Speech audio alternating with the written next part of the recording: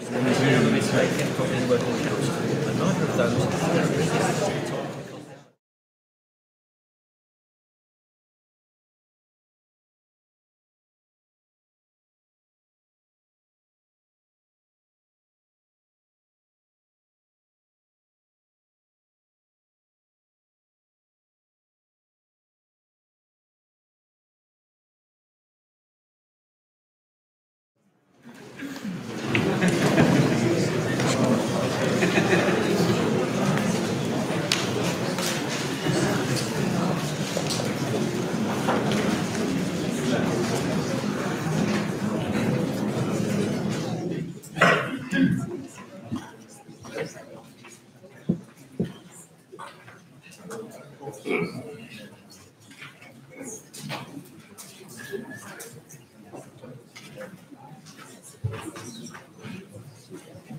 Thanks very much, everybody, and thank you for sacrificing a lovely sunny afternoon to come back in here to the Faraday Lecture Theatre. We're moving swiftly on item 17, and there are only 21 items apparently, so we're well on the way.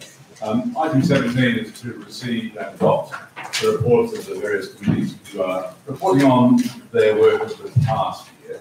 So you can see the running order there from pages 5 onwards. If I could ask each speaker to be prompt and ready here at the front, I'll be handing you this microphone to announce your report and propose it. So we'll start with election results. Oh, I beg your pardon, sorry. We have also the results from item 15, which was the elections to the executive. There were 5 nominations for 4 positions. So, in order of voting, Clyde Whittaker attracted 146 votes. Philip Barnes attracted 134 votes. Alison Everett attracted 122 votes. David Smith attracted 116 votes.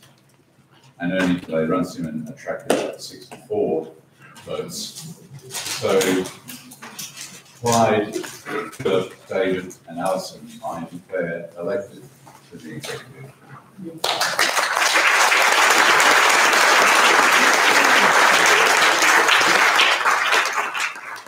Perhaps at the end of the meeting we might have a little further more of those folk. Now, I'll move on now to item 17. So today is the Administrative Committee report.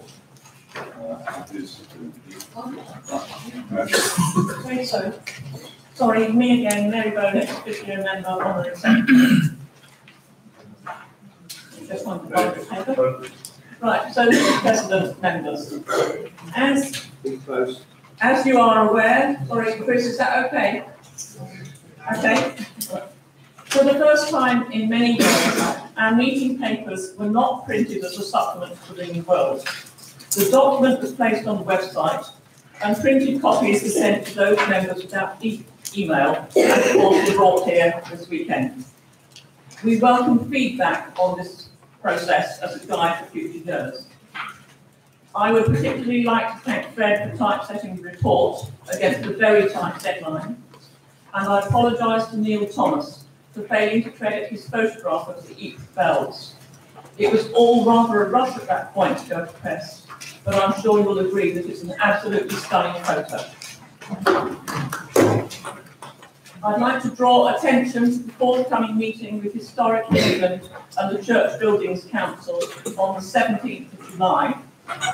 Please contact me as soon as possible about any matter which might be raised at the meeting, as we'll be preparing the agenda shortly. We prepare the agenda, not Historic England or the Church Buildings Council. May I urge you all to let us know if you change your email address or other contact details. We are not actually psychic. It may look like that, but it's not so. It also helps if you can ensure that with your mail provider that cccbr.org.uk is whitelisted for email, and if your society secretary also whitelists central council addresses. We are happy to add multiple association addresses to the Society's mailing list, but it's a great help if these can be in the form of secretary at, or treasurer at, or master at, or however many you want to have, association address, rather than being a personal address. After all, it then becomes your website manager's role to change the redirect, and not mine or ours. And in most cases, actually, that would be Doug. And if you don't have the facility to have email addresses on your association website, remember you could easily set up something in Gmail and redirect that and then pass it on to your successor. With that, I formally propose adoption of the report. Thank you, Mary. Do we have a seconder, please? Anthony Doublewood.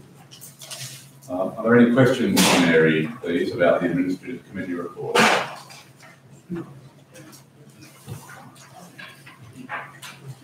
If not, let's have a show of hands. Do we adopt the report? And thank you. Those against? Carried. And may I personally express my gratitude for the work of the Administrative Committee over many years. Quite a few unsung heroes there, and quite a lot of work that goes on in the operations of council, between council meetings. I'm very, very grateful for the work of the Administrative Committee, and I thank them for their support during this process of reform. Thank you.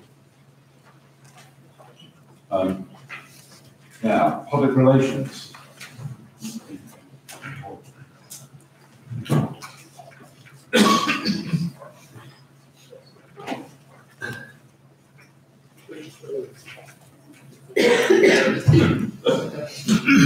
Kate Flavorwood, Surrey Association. I just got a few little things to add to the report as published.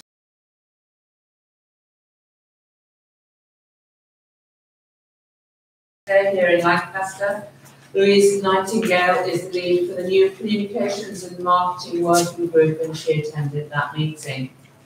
Our main focus now is to achieve the number of 1,400 new ringers in the period between August 2017 and November 2018 to meet the aim of ringing remembers, and we'll be hearing more about that later. That has been a big focus of our attention recently. Also, we're working with the BBC and the Ringing World and in Blue Peter, where plans are in place for filming the Young Ringers competition in July, and particularly the practices and build-up to it. We don't have a guarantee of airtime for this, but we're keeping our fingers crossed that they like it and want to show it. Please see the two new leaflets that hopefully you found on your chairs this morning. That big one, engaging with the public. And this smaller flyer, oh, yeah, my balance is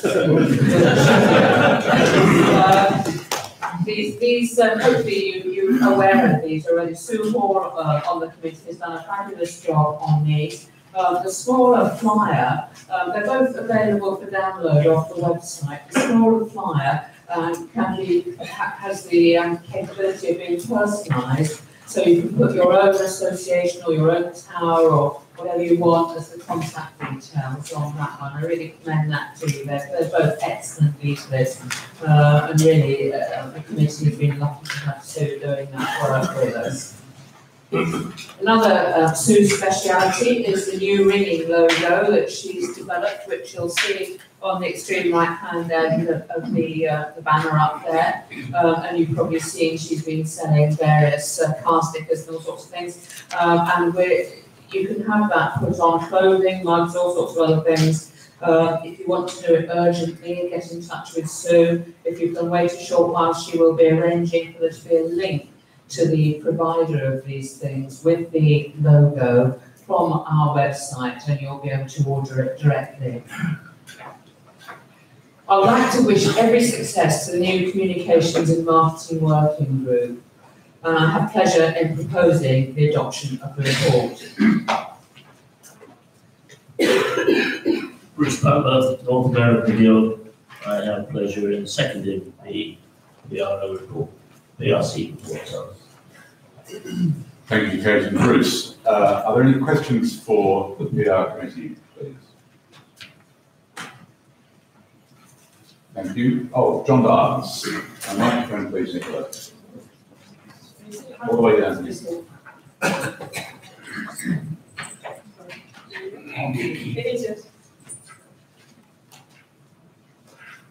President John Barnes, fellow.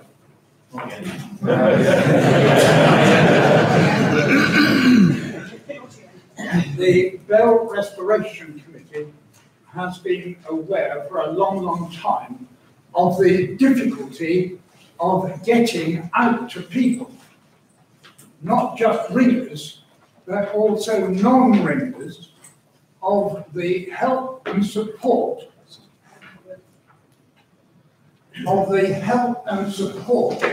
that there is available from the council.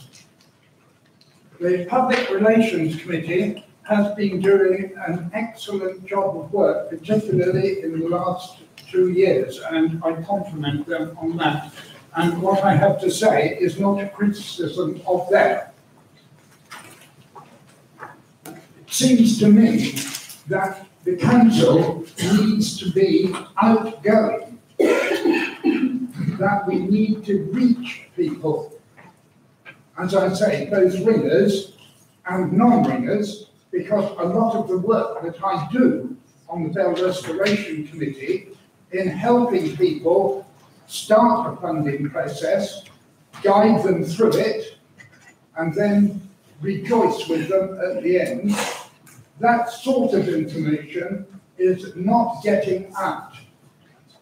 I accept that a lot of ringers aren't one bit interested in the council itself. In fact, somebody from Cumbria, an officer up there, told our committee rep, who was trying to encourage people to come to the Bell Restoration, his words were, I think, nobody up here is interested in the Central Council. So people up there are unaware of the support available, quite a bit of it for free. Certainly as far as Bell Restoration Committee work is concerned. What I would really like to see is on two fronts. First of all, I would like to see a direct link, a communications link between this council and a representative in every single active tower in the country. An email link. Granted that some of them would just delete the email, but a good proportion of them, I think, would chat to their fellow ringers about it. And I wonder too whether we could encourage local people, local ringers, to get articles in their diocesan magazines. They could use the Bell Restoration Project as a means to carry information about the support that is available, and in that case, know just not only from this council, but also from the local guild or association. And I would ask, Mr. President, that the communications work group has a look at that to see if that can be developed. I am prepared personally to offer maybe £1,000 to help the thing get started, because I realise that we have funding difficulties. And mentioning funding difficulties, my personal opinion is that the workload carried by committee members is great and is increasing. In my own case, I'm doing at least an hour and a half a day, Monday to Friday, on getting bells restored, working for this council. My own view is that the time has come that we should have some sort of paid help and support, supported by a levy of £1 a year who is in work throughout the country. But the value of that has to come from us in the first place. We've got to show what is on offer, so that people then value what we do. Thank you. Thank you, John. I think a lot of that is not actually for me to answer, but one thing that I would say is to recognise the huge amount of work that you've already done over many years in this connection. I remember you contacting all the parishes within a certain radius of Newbury at the time of the last roadshow. I can't remember the radius, it was something huge, like 100 miles or something, and inviting every parish to send somebody along to your seminar that you were running at the roadshow. And you know that was really quite successful. This outreach thing is something that the council has grappled with for years, and I know that the communications and marketing group are grappling with it now going forward, and will be working with the president, with the executive, and with you in view of your kind offer to see what can be done about taking it forward. One of the problems with reaching out to people is that they have to want to be reached out to. And you've got to sort of, you know, how on earth would you start getting contacts with every town? Anyway, it's a brilliant idea, and maybe something could come of that. And I'm sure that the new group would like to take that forward. Do you want to add anything? Thank you, Kate, and I heartily concur with Kate's comments, and John, I thank you personally as well for all the efforts you and the Bell Restoration Committee in promoting this work. And it's an example of where work groups and individuals can indeed be working together for the betterment of the exercise. Thank you. Any other questions or comments on the Public Relations Committee report? James Champion.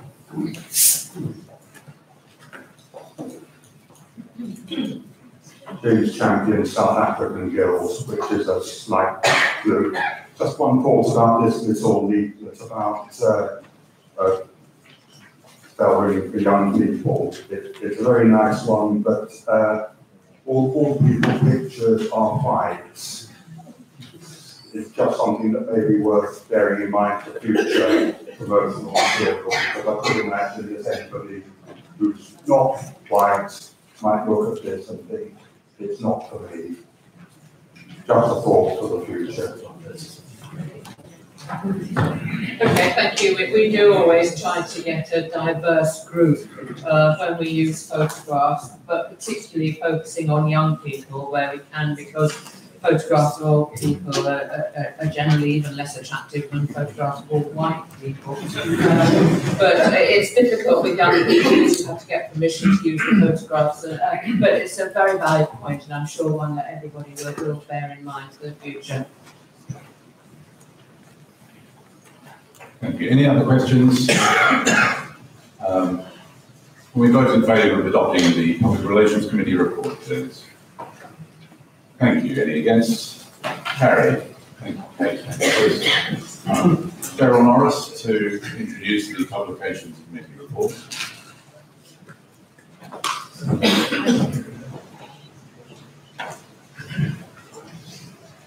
Cheryl Norris, Guildford House in Guild, and I must apologise that John Guthrie was unable to be with us this weekend. The Publications Committee report is on page 22, 23 of your papers. I have nothing to add to that report, and I would like to propose adoption. Right, Councillor Balfour Wells, I happily second that report. Thank you, Beryl. Thank you, Mike. Now, any questions for the Publications Committee? Roland? It's not so much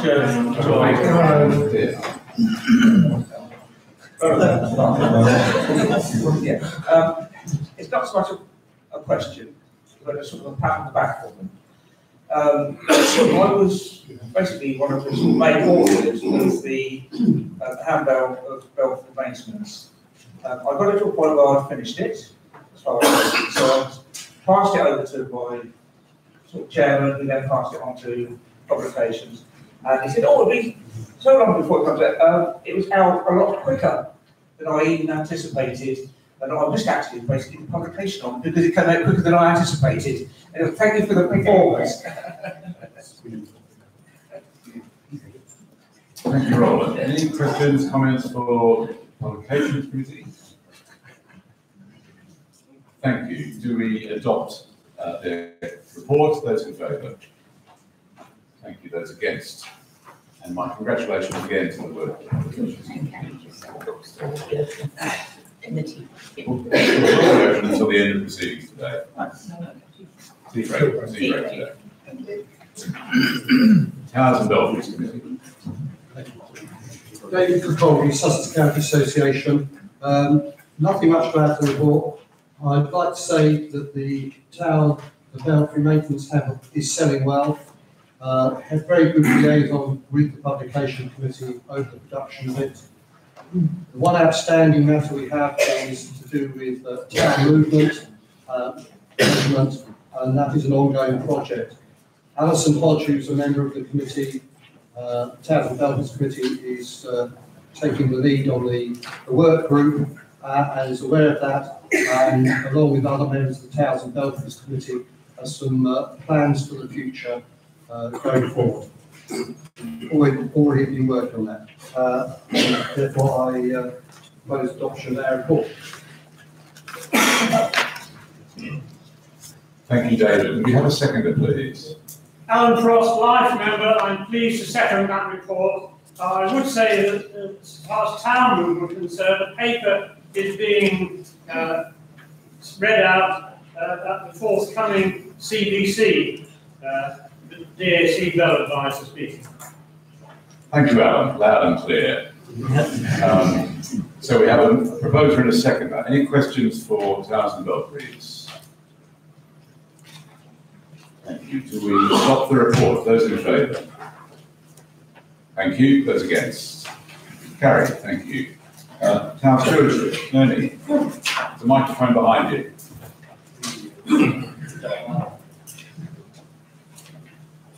Ernie Dilley from Tower Manager Association. Just calling out the hot because down.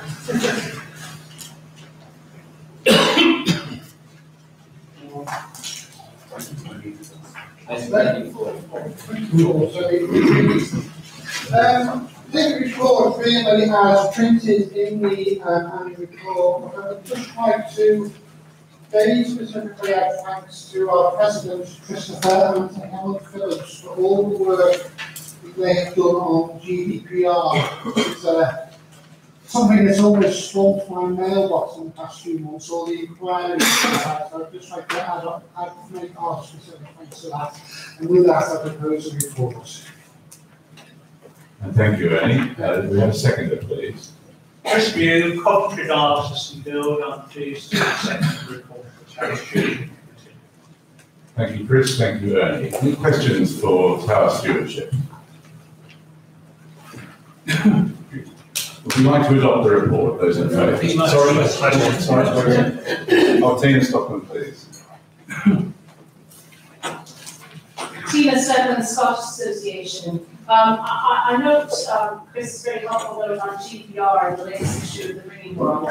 But I just wondered whether there was any plans or whether there has been any actual GDPR audit of the Central Council itself internally.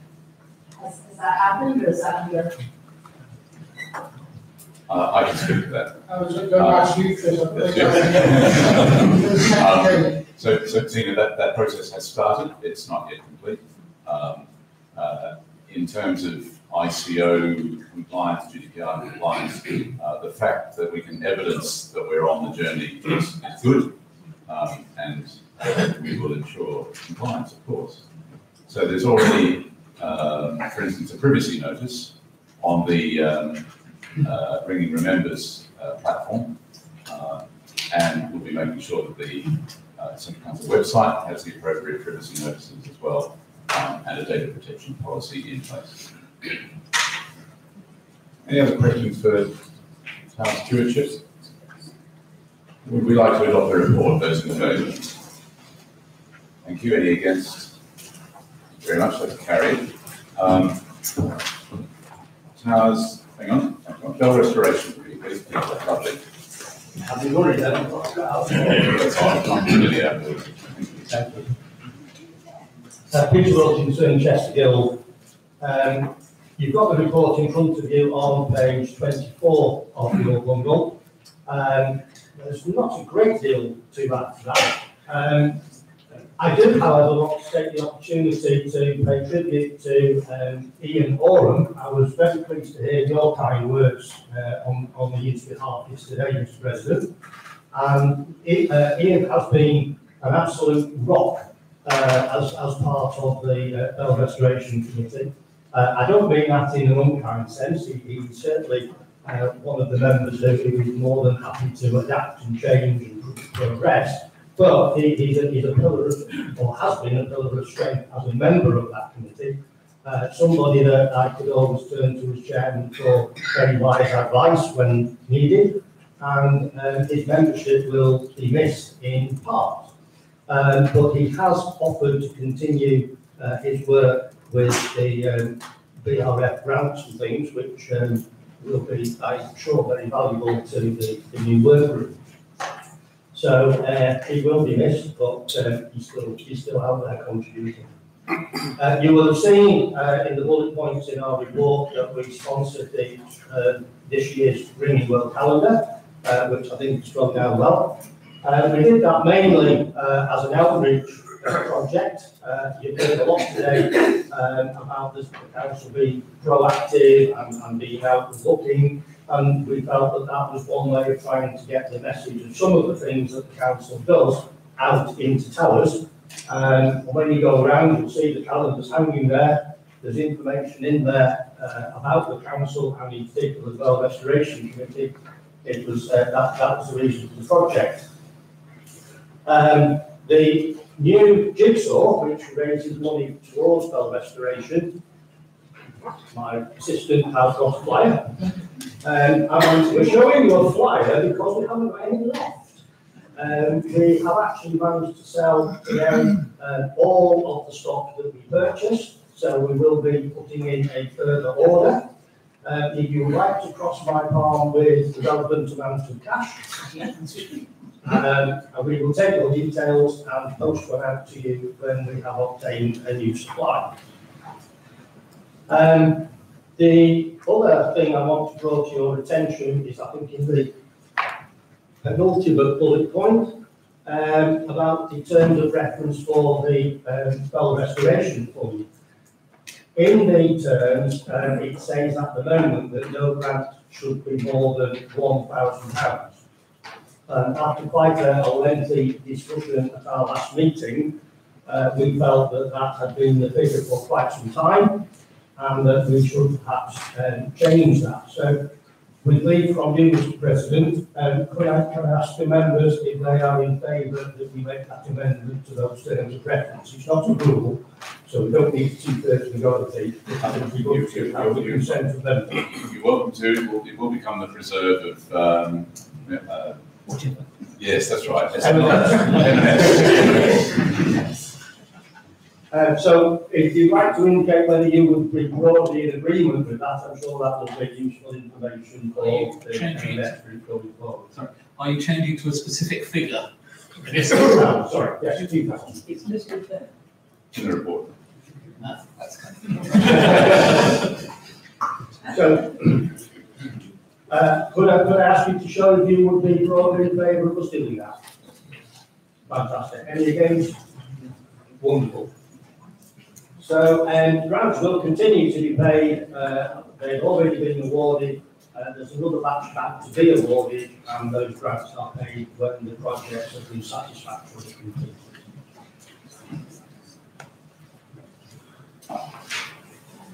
So, with that, I would like to propose adoption of the Bell Restoration Committee report. Given you've got from Wales, I'd be more than happy to second that. Thank you, Peter and Jane. Jane, sorry. Any questions, please? Okay. We want to adopt the report. Those in favour? Those against? Thank you very much. Thank you. Excellent work. Redundant bells and rescue fund.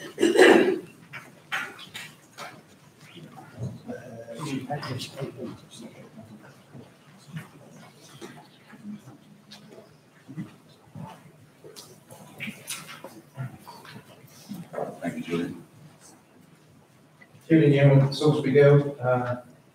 The report for the Committee for Redundant Bells can be found on page 25 of your meeting packs. I've got a couple of updates.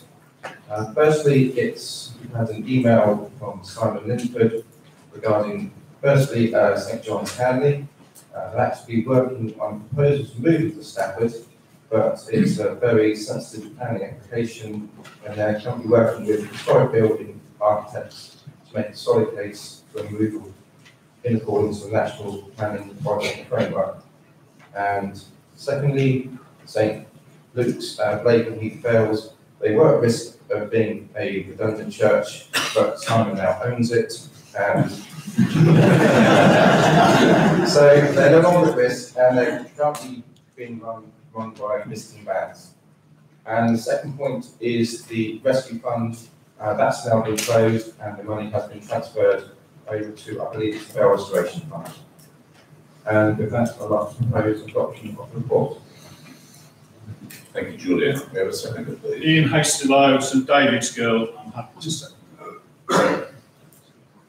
Thank you, Julian and Ian. Are there any questions for this committee? Here at the front.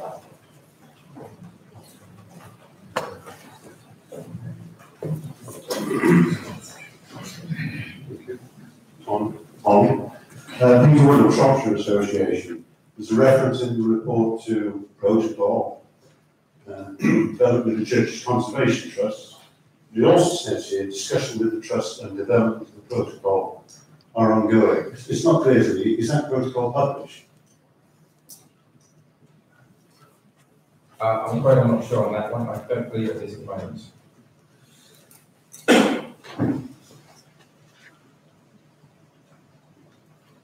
Are there any other questions for this committee? If I can just respond. Now, was it Mary, I think, reported that we will have another meeting with Church Buildings Council in July, and at the DAC Bell Advisors Conference, we have a representation from the Church's Conservation Trust. This is a piece of work that I know that Robert Wood has made a start on, and I'm literally not sure where it's got to, but I will be chatting with Alison Hodge on management and stewardship about taking that piece of work forward, making sure we do indeed to protect these. Chris, I contacted them the other day and they were still trying to get a response from CCT.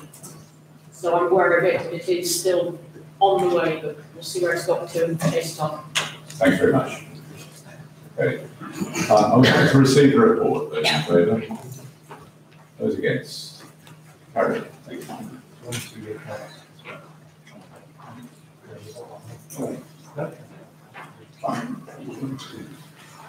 Okay. Education, please.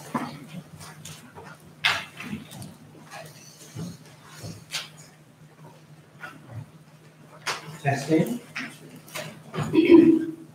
Mr. President, Tim Hine, North Staffs. You have the report here on page 25. The highlights are already given, really. Just picking them out again, we have education column. We have the posters, and we also have the leadership workshop, which is taking place and we run. That's a joint piece with ART. We also proud to have run and played our part in the conference in March, which I know some members came to, which was joint with ART, and that was on the subject of simulators. And hats off to Roger Booth, particularly, also to Jeff Horrett for having the original idea, which turned out to be very welcome topic.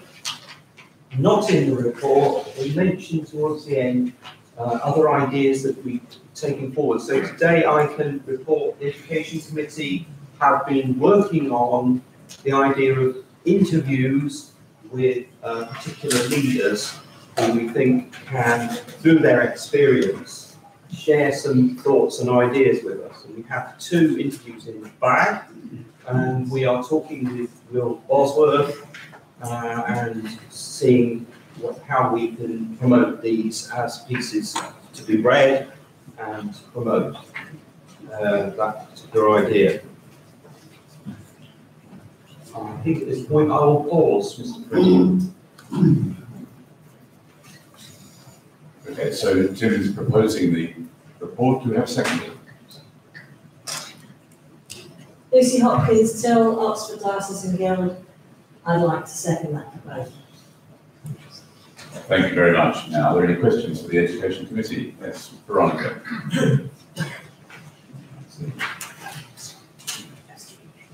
Strong Darling, Suffolk Guilds, as a member of the Education Committee, although I am retiring this weekend, and also standing down from the Central Council, my name is actually not listed. I would like to have that please included as an amendment. Apologies. Especially as I attended the art conference with one of the speakers. Apologies for that. There were 3 names that should have been cut and pasted. So Veronica, Mr. President, Veronica is one of those. We also have David Hibbert, apologies, and Leslie Belcher. So it seemed to be everybody down to H, just worth cut and pasting, so we apologise for that. Right, well, we've made a note of that. Thank you very much for pointing it out, Veronica. Any other questions for the Education Committee? Okay, are we happy to adopt the reports? Those in favour? Any against? Thank you very much. The Ringing Centres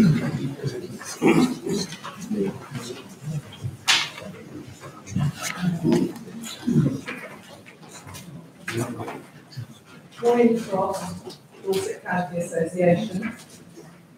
You may have noticed our theme for the weekend with the dumbbell in the foyer as you came in. It's had a fair amount of attention from passers-by, and it complements the main feature in our newsletter, Training Times, by Paul Marshall, on how to build your own.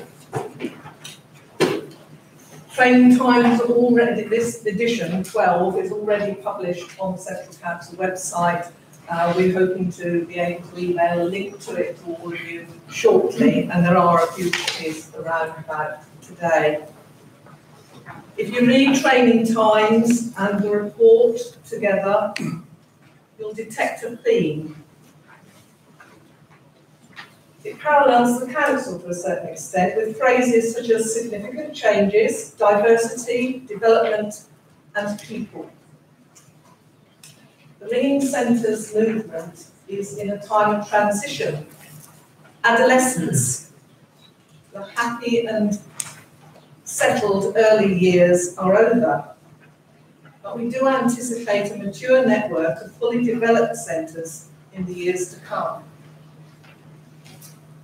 We met this weekend with the Education Committee and were pleased to be asked to contribute to the new volunteer and leadership group. So we anticipate that the good work of the Ringing Centres Committee will continue, but within that much broader framework. So I now commend to you this report. Bill Bailey, Uni Gardening Association. I have pleasure in seconding the report. Thank you, Maureen. Thank you, Phil. Any questions for Ringing Centres, please? Thank you. Are we happy to adopt the report? Those in favour? Thank you. Those against? Carried. Thank you. Composition Committee, please. Richard Olsen, Nature Society Colleges, a long way down there. Nothing really to say on top of the report except to say that we are really getting no contributions to, how too many people have got their own facilities or using other facilities. It is very sad to see that's happened, all the work that Don Morrison put in over the years will carry on, but we're not getting many submissions, which is a bit of a shame, but it will carry on as we get them. And with that, I propose the report. Thank you, Richard. And a second, please. Paul Flavell, the Surrey Association, was happy to second the report. Thank you both. Any questions, please, for compositions? Are we happy to adopt the report? Those in favour? Those against? Carried. Thank you. And ICT, please. Hi, David Richards, Cambridge University Guild. The report's on page 26, I think, and obviously we've got the stream running again this year, which I don't think quite meets the bar set by Edinburgh, but it's a closed session.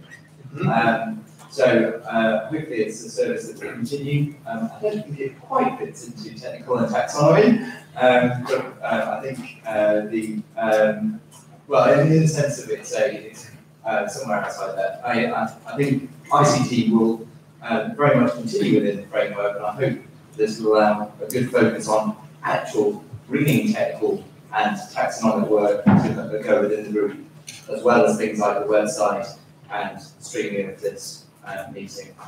So it's a very exciting time. So I propose the report. Thank you, Dave. And a second, please, for ICT. Doug Davis here at the front. Thank you. Are there any questions ICT-wise? Are we happy to adopt the report? Those in favour, please. Thank you. Any against? Carried. Thank you very much. Moving to the methods committee, please. Is there a report? Graham John. Graham John, Oxford Diocese Guild. Peter is not able to be here today, so I'm going to propose the adoption of the report on his behalf. I just make one correction in the first sentence where it says requirement of new standards and taxonomy. Work group should be technical work group, and with that I propose adoption of the report. Thank you, Graham. And a second, please. Mark Davies, I see. Any questions for Graham and Mark? Right.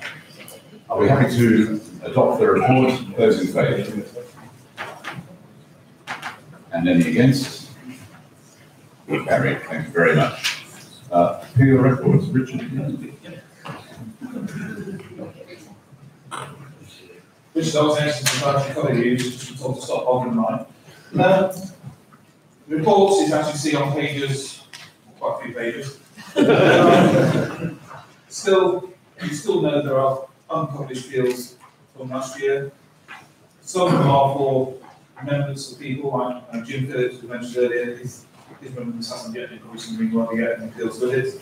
But there are still many people who aren't actually submitting from Belvoir for publication.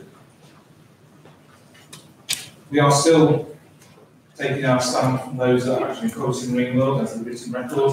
At the moment, it is the only record we use. Therefore, that is why the numbers are actually possibly lower than you might expect if you look at Belvoir or whatever. With that comment, I propose our report.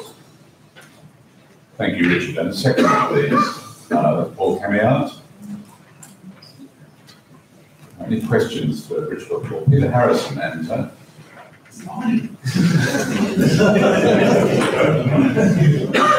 Peter Harrison, and just a quick query, might be a quick typo. On page 28, if you rotate the pages, so the top left there, 2016 society, is it actually 2016 or 2017? Top left hand corner, and the headings on the table. Or, yes, that should be 2016, obviously. 2017. Thank you.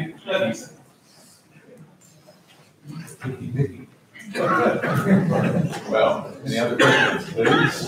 George Dawson. George Dawson, S&M.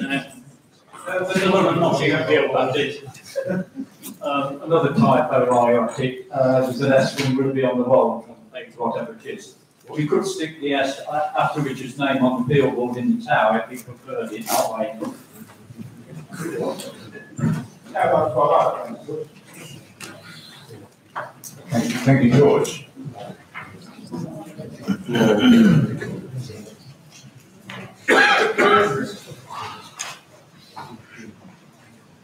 George Rose, Coventry Guild, just one typo, page 27, 21 Fields at Plantation at Drink, they are in Church Lawford, which is not called a church, Lawford, is it?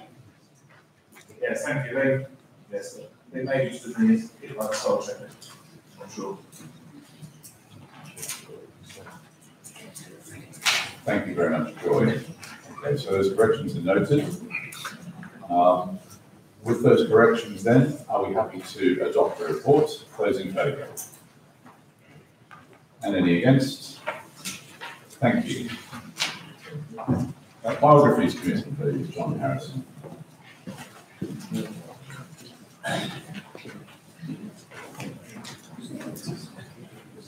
Good morning, Oxford Diocese and Guild. Just a couple of things to add to the report. We said that in 2018 we were going to run a workshop, which we did on Saturday, very successful.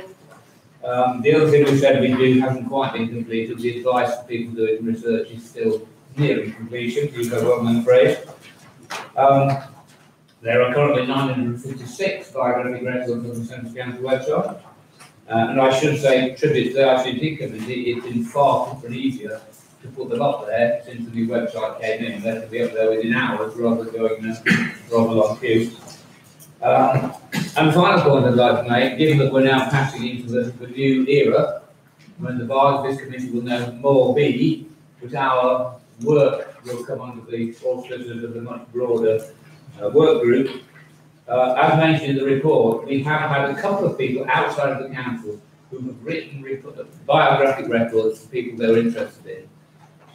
The spirit of the way the council is moving and the fact that the committee is quite small, the number of us who are going to carry on doing this work for the work group is quite small.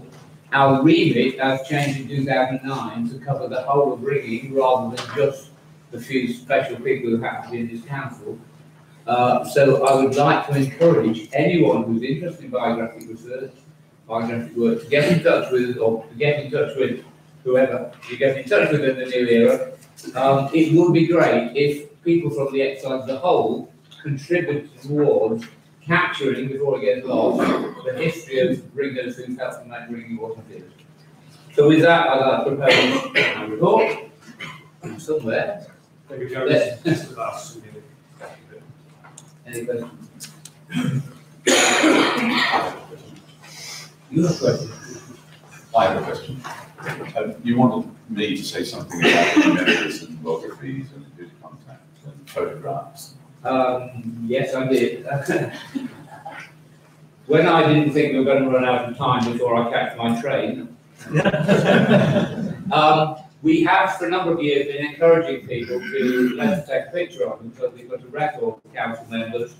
Hopefully that won't be used in your biography for a very, very long time. I've captured a few. If you'd like to send a photo, we'd be delighted. If you'd also like to give us a little bit of biographic information, you know, where you came from, who taught you, in the event, in due course, it does help to know, even with modern tools, it helps to know where to look. If you look on our website, you can download a form where you provide basic information. We won't do anything terrible with it, and I think there's some words at the bottom of that, you're happy for us to have it. But it really does help. I mean, I've done quite a lot of biographic research in the last 6 years, and when all you know about somebody is that he represented the North Wales Association and his name is Jones. Actually, I exaggerate, we knew his name was T. Jones. It really, and I've had several others where, but for a little bit of loss, we wanted to capture a full record of what people were, not half their life, which missed out lots of things. So again, anybody who'd like to contribute to this work, we're very grateful. Thank you, John. Any other questions for the Biographies Committee? I thank you for your work. Are we happy to adopt the report? Those in favour? Thank you. Any against? Carried. Thank you very much. The Library Committee, Alan. Mr. Chairman, on the Shropshire Association, The good news is this is the last committee report we've ever had to listen to. The bad news is I've got one or two comments to make before it's done. Since this report was published, the online catalogues have been updated and extended. The fourth volume of the historic newspaper cuttings about reading, compiled by John Eisel, has been published and is selling well. The series of DVDs of the Ringing World has been brought almost up to date with the publication of 2001 to 2017. In recognition of the help given by Robert Lewis and his colleagues in this project, all profits from this latest DVD will be given to the Ringing World.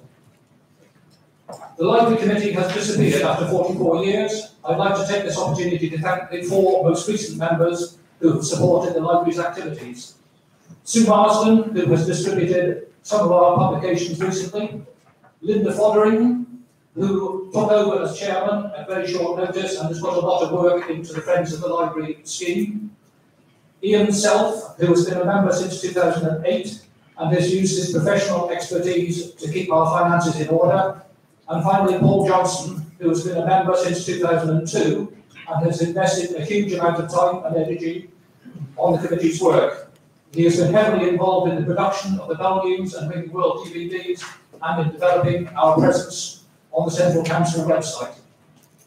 With these comments, I'm pleased to propose adoption of the report. Thank you, Alan. And we have a second, please. Paul Johnson, Squatting Bracken, and this second proposal. Thank you very much. Could I add my comments to Alan and thoroughly endorse and congratulate the members of the Library Committee and our library steward for the very valuable the work that they do, preserving and promoting that wonderful legacy, that wonderful asset that we have. So thank you very much.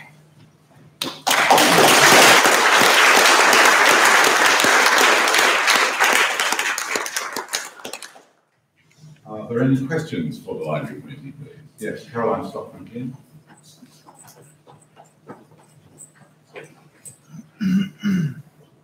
Caroline Stockman, Kent. If you're a life friend of the library, what happens now? And what happens to the funds that you get to become a life member?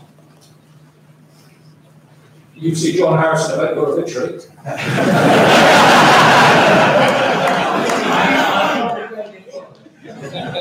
The situation at the moment is that the library, the Friends of the Library, and the library, Friends of the Library funds will continue exactly as before. We intend to continue with our publication projects. We intend to continue with the Friends scheme. How exactly we're going to fit into the archives and historical has yet to be probably decided, but we are obviously we are an ongoing concern. Most of the members will continue to work with the same. Exactly how it works, I don't know, but basically carry on as normal. Thank you. Thank you, Alan. Yes, Caroline, we mentioned yesterday about the delegations of authority, so that those separate bank accounts are still operating as normal. Any other questions for the Library Committee? Are we happy to adopt the report? Those in favour? Thank you. Any against? Carried. So the last committee report for a little while, Alan, but yes, good point.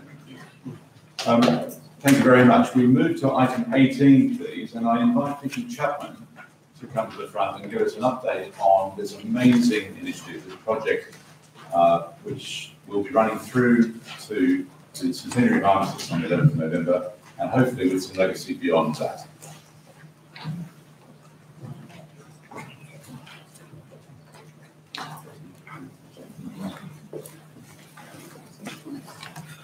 Thank you very much. Vicky Chapman, Essex, and Project Coordinator for Ringing Remembers. I don't know if you've heard of that at all. I'm just going to give you a very quick rundown of background about the project, where we are now, what you guys can do when you leave here today, kind of what's happening next, and indulge me with a few thank yous, please. So just a very quick summary of the background. Some time ago, last year, conversations were already taking place around Armistice 100. What could we do? to recognise, remember, commemorate, in memory of the 1,400 ringers who died during the First World War, all of the fabulous work that Alan's been doing with the Rolls of Honour. By the time I came on board, the project had already started to gather momentum. There had already been done some work on the project. Links had already been forged with a company called the Big Ideas Company, with a bid for funding to support a project promised to us by the Ministry of Housing, Community and Local Government. Broad plans had already been shared by the Ringing World from the Local Council's PRO, which coincided with the BBC broadcast featuring Alan and Ringers at Eddington Priory, which was shown on the 11th of November last year. It was clear at this point that this is going to be a major project, and actually we were already on the back foot by then. So cue a phone call that started, "G'day, Eddie." Have you ever been sent to the headmaster and you don't know why? What have I done? Am I upset? No, really. Anyway, long conversation. 110 reasons why I couldn't do it. Just started a new job, just going on to a week of nights, etc., etc., etc. Okay, thanks very much. Fine. Put the phone down. What is it? It's a project. I can do that. What is it? It's coordinate stuff. I can do that. Go on, all right then. So decided to accept the challenge and organise coordinate projects on behalf of the Central Council and be the liaison with the Big Ideas Company. This meant a very quick catch up on what had been happening so far, what the initial plans were and what thoughts were. The Big Ideas Company were keen to go with the external PR of the project, so swift meetings with them to determine who does what, where, when, why, how, and the basis of the project started to take place. As you know by now, the basic principle of the project is to recruit 1,400 ringers in memory of those 1,400 ringers that lost their lives during the First World War, and have those new recruits join with us to ring with us on the 11th of November this year for the centenary of the armistice. But how are we going to know we've reached 1,400 ringers? How are we going to keep track of them? So very quick and dirty database was put together so that interested people could be logged, put in touch with a teacher or a local association contact in their area. Then we move on to the where are we now? Lots of promotional stuff happened following on from the article on BBC News. I think Alan probably wins the award for the most interviewed person on BBC Radio. He's a very popular man doing lots of BBC Radio interviews for places across the country. Momentum really started to gather. Local towns and associations started to contact their local media. There's lots of articles that have been published in local press already, interviews on radio, and some really great examples of those are on the Central Council website under the latest news bit. We have our own O on the front page, on the right-hand side. So you can go directly to information about Ringing Remembers straight from the word go. And once you get there, you can get access to all sorts of resources, including some of the imagery, some of the posters, and the leaflet you can download directly from the website. All in aid to help you do your own local promotion. But don't forget, we've got lots of leaflets and posters out by the front door. Please collect them on your way out. I don't want to take them home again. So anyway, lots of developments then have happened with the database. This is now a repository of information that enables the data entry and subsequent data analysis to happen more easily. It means that any time I can check on the latest number of recruits that have been registered, we can see easily whether their inquiry has been followed up, who they've been asked to make contact with, and if we're kept up to date, we can update it to show where they've started to learn to ring and with whom, and track their progress. It all provides a really useful graphic, which I will show you shortly.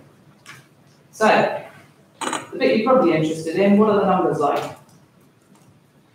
To date, the only figure that we can absolutely guarantee is the number of people that is registered on the database. As at Tuesday, it was 559. As at yesterday afternoon, it was 571. So you see very quickly this is gathering momentum and for us to keep on top of it. These are the numbers that we know about. Again, I've had conversations this weekend with people who said, oh yeah, we've got a whole bunch of learners. I said, have you registered on the database? No. Please get them registered on the database, otherwise we don't know about them and they won't count towards our 1400.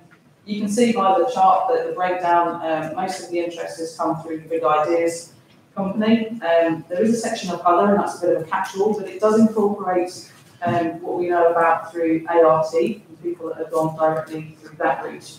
But please do encourage your learners, or take the word back to your associations to encourage learners to register directly with us. So what about that interesting graphic? This is what's known as a heat map, and our database gives us a really good visual of where the concentration of new recruits is. The darker blue, or the red bit, is where there is more interest. But more importantly, it gives us a very easy pictorial view of perhaps where we need to do a bit more targeted publicity. Unfortunately for our international friends, the heat map only works using UK postcodes. So it doesn't show our overseas recruits, but I do know that we have recruits on the database from Australia and from North America, and I know there's a lot of work going on over in Ireland at the moment. So, what can you do? Right, this is a bit to pay attention to, because you've got to do this when you go, okay? So, not only have you got to grab your leaflets and your posters on the way out, but have a look at your association website. Does it mention real members anywhere? I did a quick trawl when I was putting this presentation together, and I picked maybe a dozen association websites, and I found 3 that mentioned ringing remembers. And you've got examples there. You've got the ANZAD website, you've got the Sussex website, and the Winchester and Portsmouth website. These are all on their front page of their website, talking about ringing remembers. If a member of the public stumbles across your website while they're looking for things, they might not necessarily be interested in ringing, but they might be interested in World War I commemorations, and they might come to you through that route. So please do put some information on your website. Make sure that you use local, district and association promotion. Arrange open days, taster sessions, have a goes, link with anything else that's happening with your church. Perhaps we're starting to get into loud and go up, and you want to do other things, and then you want to come back to it. Again, the assumption being that you probably know a little bit more about it, but it's useful to know if you've been brought back to your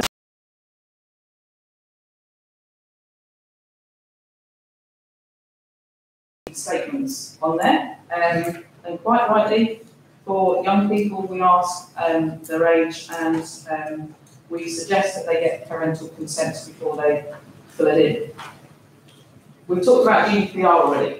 What are we using this information for? Essentially, we are logging names and locations, so we know how many rings we get and where they're distributed. But Big Ideas company wants to keep in touch with learners, find out their stories. What brought you to ringing? What's inspired you to learn to ring for this particular event? They might want to use that, with your permission clearly, for some promotional information. Nearer the time, they will be producing a badge for all new learners, and they will be distributing that. We have their GDPR statement now, which has clear indications that they're not going to pass your information on to third parties. They're only going to use it for purposes associated with this project. And they'll send you a newsletter and update you on progress of the project. So, what else do you need to do? Well, carry on doing what you do. Carry on promoting it, carry on recruiting, carry on teaching. Making sure your students are registered on the database. Share your stories with the media, with us, on Facebook, on Twitter, on all of those platforms. There is a Ringing Remembers Facebook page, and the Big Ideas frequently run Twitter feeds on the project. I don't know who those people are, but they look jolly happy, which is fun. Of course, the idea is about ringing on the day. I'll come on to that in a second. But also, near the time, we'll set up a link on Bellboard so that you can record all of your performances. So on the day, These are suggestions. This is not telling you what you have to do. This is a suggestion that in the morning we should ring half muffled as part of the act of remembrance. And then there'll be a transition in the afternoon that moves from an act of remembrance to a celebration of peace. The Department of Digital Culture, Media and Sports, make sure I get that right, have been working with the German government about international commemorations. And they are agreeing on an international moment for ringing. At present, we can't share that with you. There's an embargo on that, but obviously as soon as we know, we will share that with you through all the usual channels. But it does mark the transition between remembrance and celebration. The suggestion is open ringing in the afternoon or the evening as part of that. There is, of course, the Battles Over campaign that some of you have probably heard about, which suggests ringing at 7:05 in the evening. At the end of the day, what I would say to you is, consider what's happening in your local area, your town, your village, or city. What are they planning? Are they having services? Are they having parades? Are they having other events that it would be appropriate to ring for and work with them? As I say, we'll set up the event on Bellboard to encourage all performers, even if it's just round with your new recruits. But we're also going to produce a certificate for you that you can download from the Central Council website to record the names of everyone who took part on that day. Now, just finally, just to indulge me with a few thank yous. Yes, I might be the sort of front person on this project, but obviously none of these things happen in isolation. So I'd just like to say thank you to various people on some of the committees, the PR committee, for their advice and support, and the top table here on some advice and stuff they've been giving me. Particular thanks to David Smith and Andrew Hall. David put the Quick and Dirty database together, and that was taken by Andrew Hall and developed into something much bigger and much better. Andrew is incredibly responsive. Even only Saturday, I asked him for something. Oh, it'd be really good if the database did this for me. He promptly went away and told me yesterday morning, yeah, I've got to go, that'll work, I'll just need to replicate it when I get home. ART have, and particularly Leslie Belcher, have been really good at supporting the projects and finding ways in which art can help support the training of our new recruits. Bruce and Eileen, I'm sure, Butler. Those of you who don't know, Bruce logs all new recruits, both through the Central Council's Learn to Ring icon, but also everyone that's come through the Ring and Remembers database. And, you know, we're topping the 600 mark. Bruce and Eileen now, they go through every single entry on that, check where that person lives, who to put them in contact with in that locality, and they're chasing up to make sure that that's happening, and they're updating the database so that we know that those people have started to learn to ring. We're still waiting for someone to contact them. So huge thank you to the two of you. But also finally, my husband, Colin Chapman. For those of you who have requested copies of leaflets and posters through the Ring and Remembers part of the website, there's a button there with resources that you can order stuff through. He's the guy that packs them up, covers them in brown paper and sticky tape, and sends them off to the post, which is a huge job. And I'm very grateful for that and all of the support that he's given me whilst I've been on late night Skype meetings and had to come home and get his own dinner ready. But huge thank you to him for his support. So please do take leaflets, posters back with you, flood the place. These leaflets and posters are not to go in your ringing room, they're to go everywhere else except your ringing room. In the local village hall, in your gym, in your workplace, in your college, in your school, you know, scatter them far and wide to get this message out there, and also make sure that once you've got a learner, you get them registered so that we can count them into the 1400. Thank you.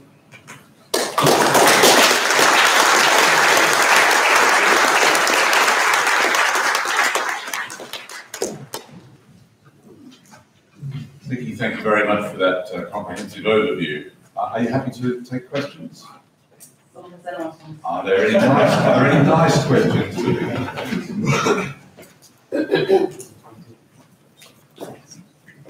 Stuart Michael, Worcestershire District. Does registration have to be performed by the individuals themselves, or can we register them? As a town chapter, can I register my learners?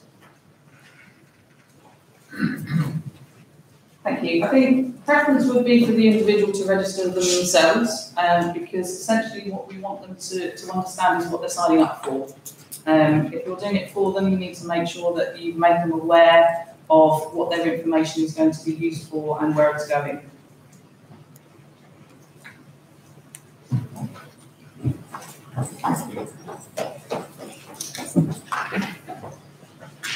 Cape Federal Surrey Association.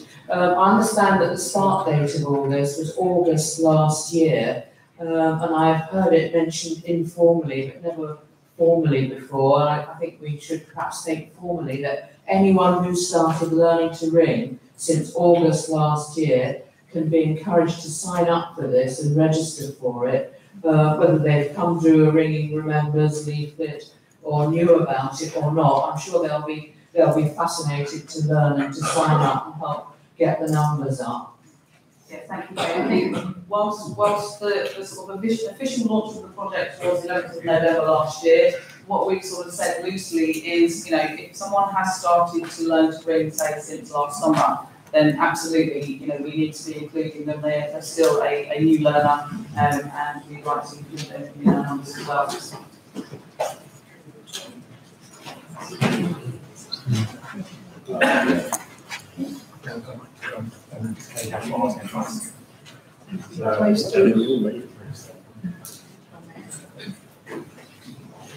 Bruce Butler, North American Guild.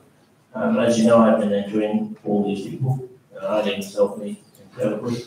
But it couldn't have been done without all the people in the societies who we've been sending these names out to. So I'm really grateful to all the people who I've been pestering to find teachers and towers for all these people. So I encourage you when you get back home, if you're not the person I'm contacting, to at least thank those people on my behalf. And if any information has changed about those people, I know there's AGMs going on all the time this time of year. If your association information changes, can you at least encourage them to let me know so I can redirect the messages? Thank you. Thank you, Bruce. Fred Bone here. Thank you. Fred Bone Association.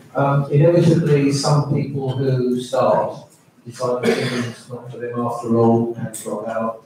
Your numbers there, are they taking that into account? By now, some of the people, the early ones may well have dropped out. And are your numbers taking those into account? As is to say, clearly, if the first 20 drop out, you want another 6 later on. Yeah, so the figures that we've got obviously are only reliable to the information we've got.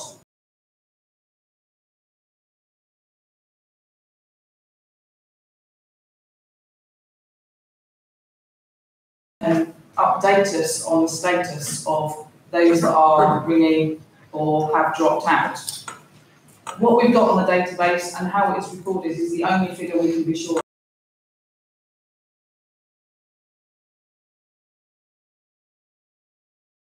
Because 20 people decided it wasn't for them, then yes, maybe we need to do a bit more to get those numbers up again. But please do make sure that if you're approached to get contact with a new learner, that you do contact them, that you do make that initial engagement, and very timely as well, because they're contacting you now because they're interested now. If you don't contact them for another 3 weeks, they've moved on, got something else more exciting to do. So pass that on, give us the update. The whole point of the registration programme is the individual can log in and update their own information. So if they are still interested, if they can log in themselves, update where they are learning and be with. If you let us know if that person is no longer interested, then we can take them out of the figures. Lily Garden, please.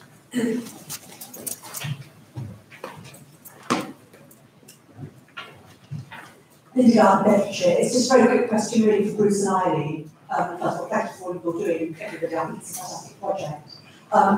Bruce, are you using, which data are you using for the contacts? Are you using sort of association contacts, like the presidents and secretaries of associations, or just so we know who our person is, because that issue. When we had the Public Relations Committee, Kate had compiled a list of contacts, primarily the public relations person for each website association. And so that's the one I tend to use. If I know other people are involved in training, sometimes it goes to them. I might can ask you who our person should be. Sure. You can take it if you want to answer. So generally speaking, it's the PR person that I send it to each association. It's not strict. Anyone in each association. Thank you. Other questions for Vicky? Well, Vicky, thank you very much for the update, and a very exciting project, and let's all get behind it as much as we can. Thank you again.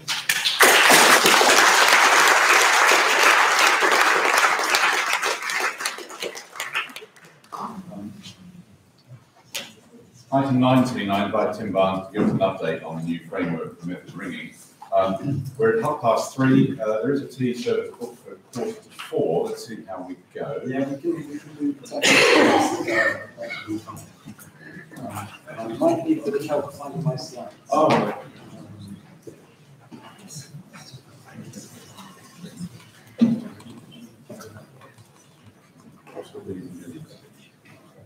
Oh, no.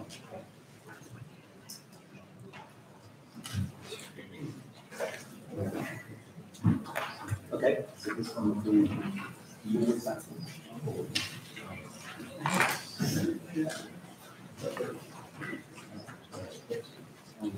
About here? Yeah, this is. Yeah, so for the, hold the microphone, hold papers, and hold the.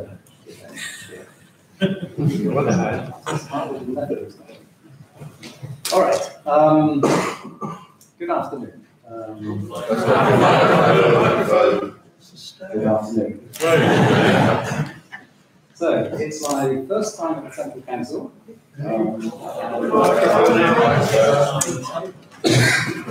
Still closer? All right.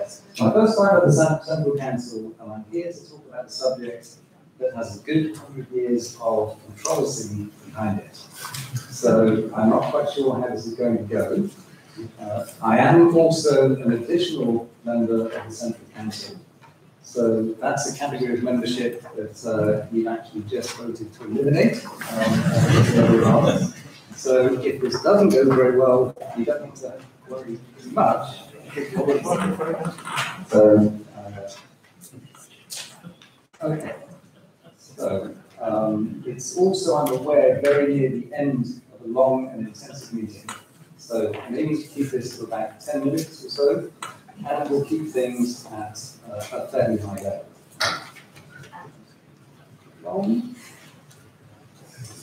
So we'll cover 5 areas. I'll start by recapping the mandate we were given by last year's calculation on the decisions.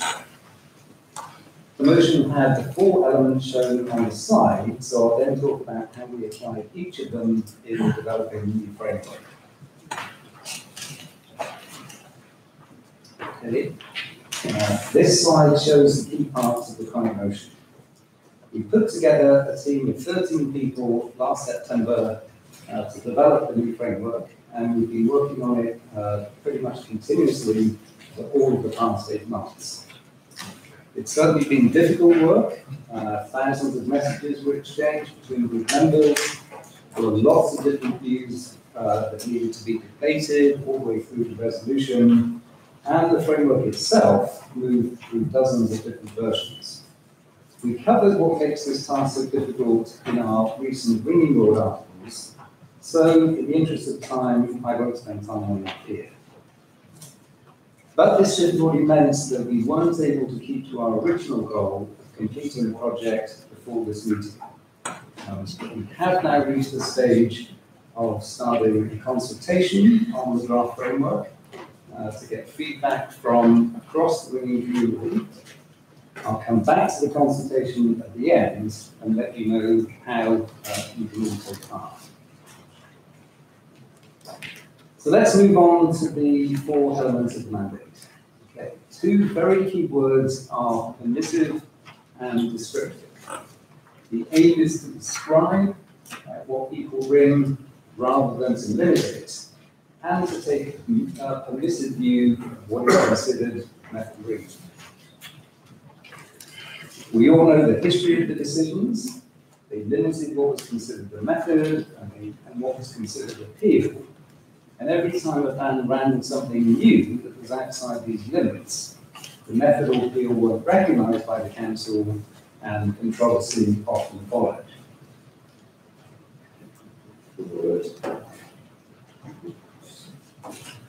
But it's important to recognise that the decisions have already become much more permissive than they once were. Variable cover was introduced, partial extents for lower stages were added, limits on the number of variable or number of consecutive blows in the same place have now mostly been removed. Methods that have false train courses are now recognised, and appeals can even be run with simulated sound. So I think it's fair to say that the additional permissiveness in the new framework is mainly just completing a process that was already well underway. So let's take a quick look at the increased permissiveness that we've included in the new draft framework. Okay, there are 9 items we can quickly go through. Okay, first we've introduced a norms and disclosure approach to performances. So for example, today you can't bring a CC compliant appeal that is conducted from outside the circle. The new framework will recognise this as appeal, but then asks for disclosure in the appeal report that the normal way of conducting wasn't followed. That's number 1. Secondly, appeals can have more than one cover value. This has been done for years in court appeals, so it's nothing particularly groundbreaking. Number 3, remaining limits on the number of consecutive blows in the same place have been removed. So this means method designers are now free to use as many consecutive blows as they wish. Number 4, side-by-side bringing is recognised. For example, on 12 bells, you can bring Cambridge minor on the front 6 and plain Bob minor on the back 6 of the 12. Truth in this case would still be determined by whether the 12 bell rows are unique.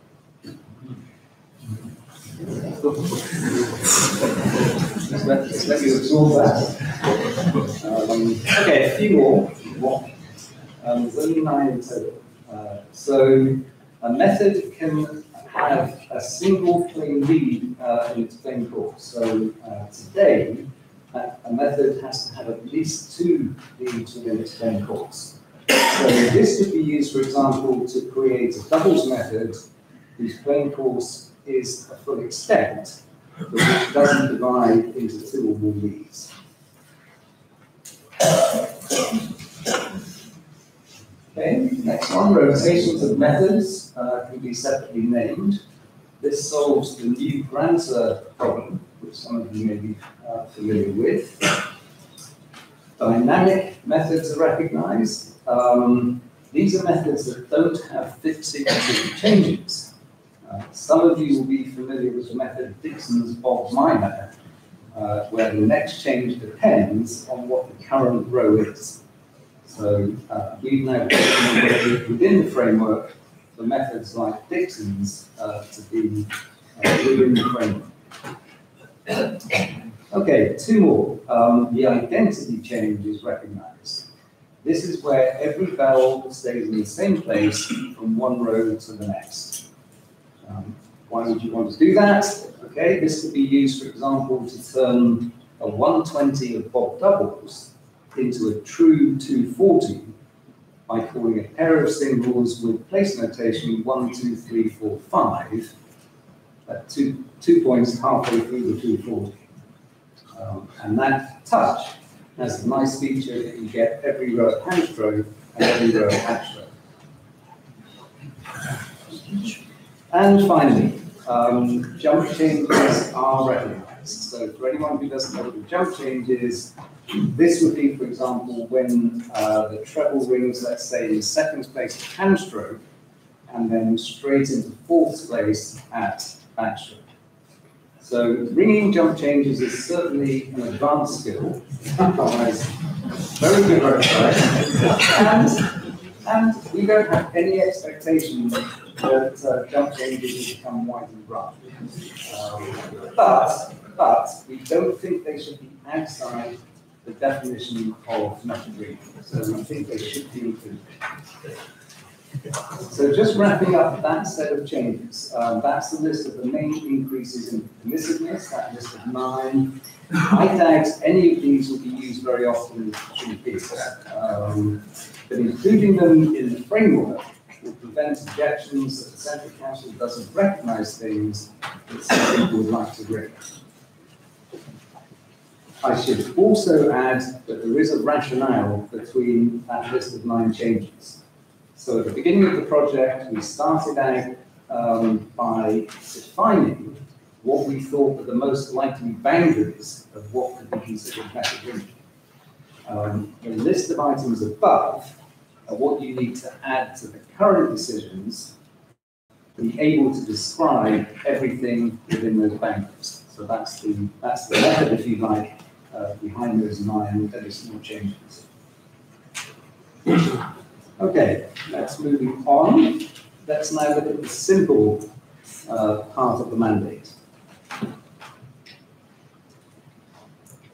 We had a single definition of truth for all stages and for all lengths. You can see it there on the screen. I don't think anyone would be particularly surprised by that. It's very close to what we already had in the tables. It's just presented in a... It's just presented in a slightly neater way and more concise way than in the decisions today. But it effectively gets you to what the decisions now say.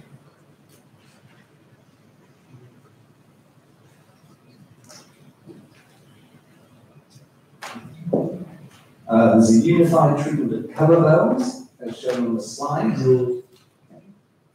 Again, very straightforward. If a bell rings in the same place in every row, so think about ringing doubles with the tenor covering, nobody would be surprised when you think we don't include the tenor when we're determining whether that type was true. So we test it for truth at stage doubles, even though there were 6 bells ringing, and that's because the tenor rang in the same place every row. If, on the other hand, you have a bell that mostly rings as a cover bell, but then perhaps it's affected by a call, it then doesn't stay in the same place the whole time. In that case, it is no longer excluded, and it becomes a bell that is included when determining truth.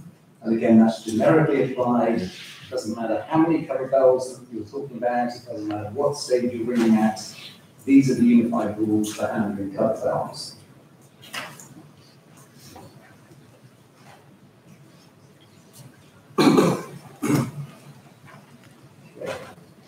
We also have standard performance lengths for all stages, as shown. They will absorb that. Now we know that the period of triples, being able to have less than an extent, is going to be controversial to some. This is a very good example of permissive and simple being in conflict with maintaining historical continuity. We already know from previous debates on the email lists that there are strong views on both sides of this argument. And so we're now waiting to see what else comes out of the consultation that we just started on this point. So this is certainly going to be an item where I'm expecting we'll get lots of strong views on a period of triples has to be 5,040 changes, and a lot of views on the other side saying much better to standardise on 5,000 changes for appeals on all different stages. So we know we're going to have some work to do and some difficult decisions to make on that one.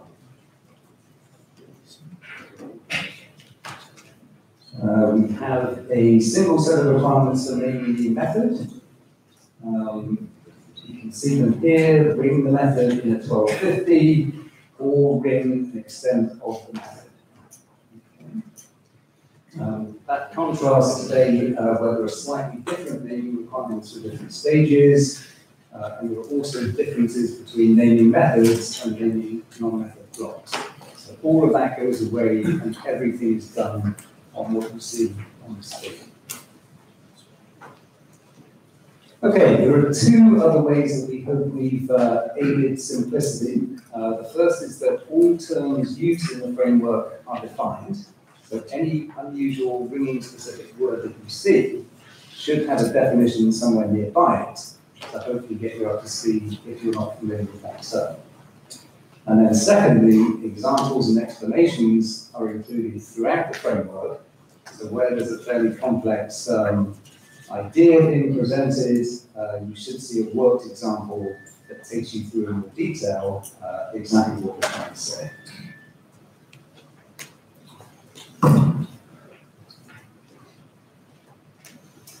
Okay, so moving on to historical continuity.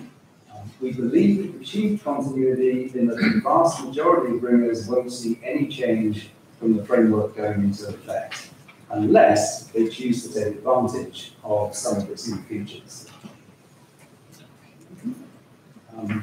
But the framework team does have one open question on historical continuity, and that relates to method classification. As you probably know, method classification is what drives the words in method titles, as shown in red on the slide. So the current method classification system evolved over many decades, and it's quite complex. So if we were starting from scratch, we'd probably come up with a much simpler system. But these classifications are now part of ringing's heritage.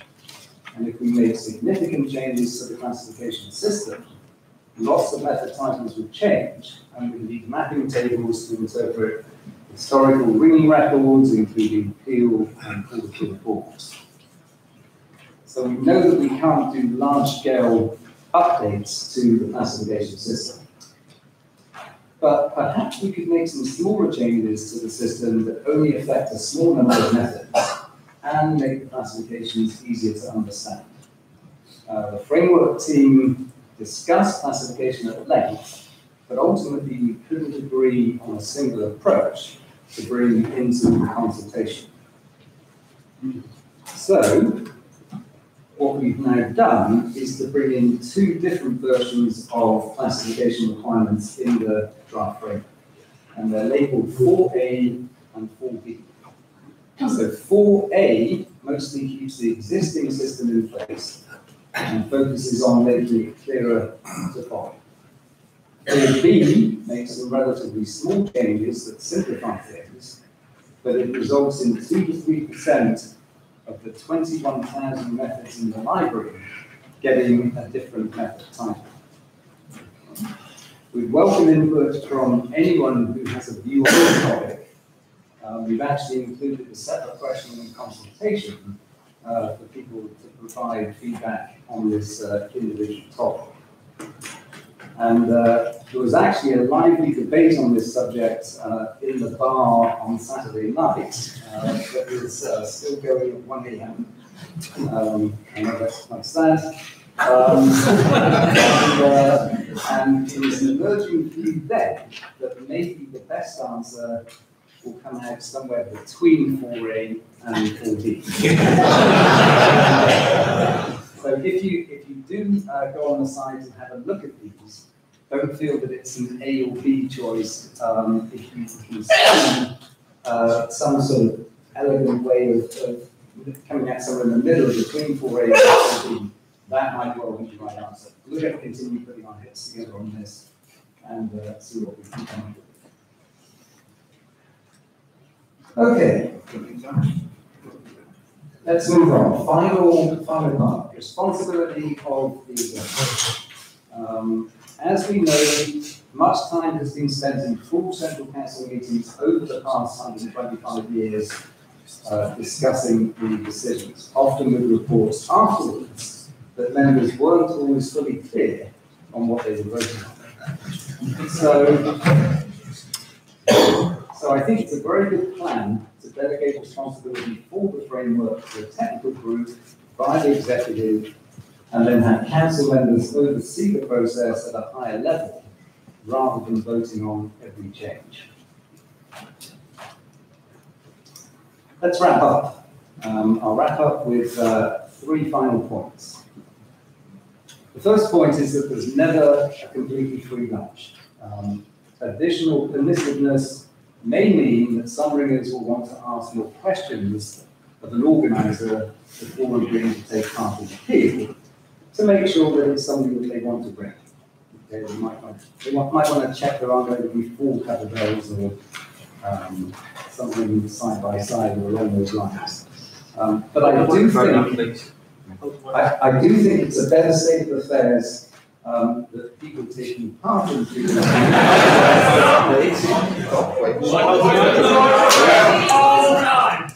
What? Keep it there for the next thing.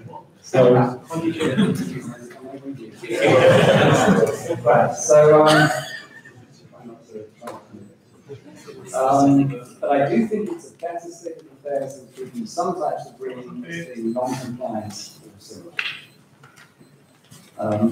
Secondly, the more permissive the framework, the more it can be abused, for example, by ringers making lots and lots of trivial methods. But there's plenty of scope for doing that with the current decisions, and ringers don't. They've shown that they can be trusted to self-police.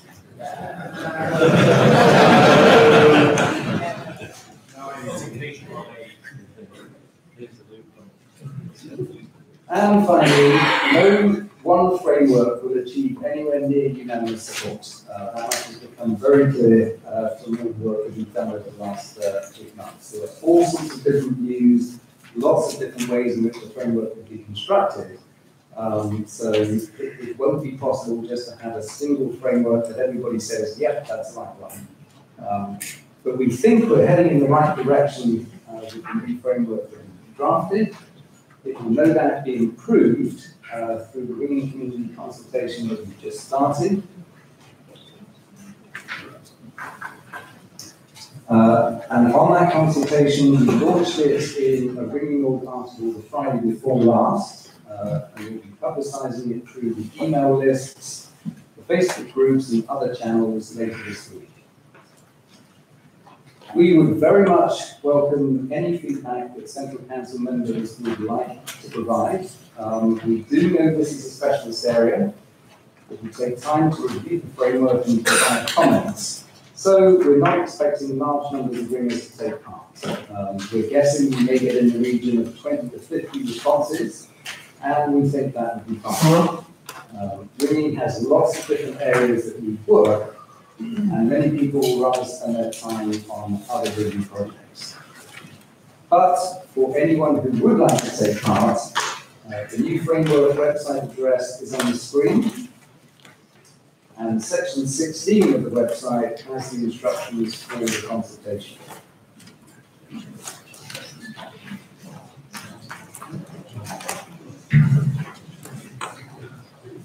So at this point, I'd like to take the opportunity to thank all the framework team members for all of their help over the past 8 months in getting us to this point with the draft framework. I'd also like to thank in advance anyone here today who does take part in the consultation and provides feedback. And I'd like to thank everyone here for your time today. Thank you.